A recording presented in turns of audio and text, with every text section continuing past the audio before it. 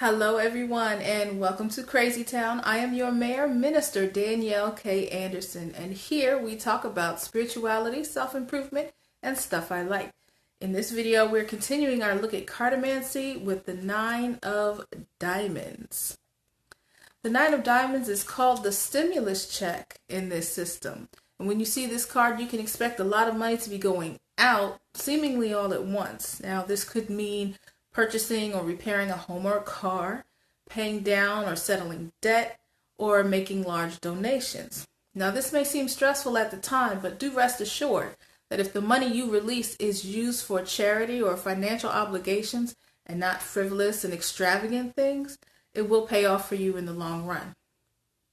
That's all for this video. I hope you liked it. If so, give it a thumbs up and comment down below if you have any questions. If you are brand new to Crazy Town, you can subscribe and become a citizen and ring the bell to be notified of the next video that comes out. In the meantime, you can check out all of the videos I've done in this series by clicking here. And for more stuff that you might like, you can click here.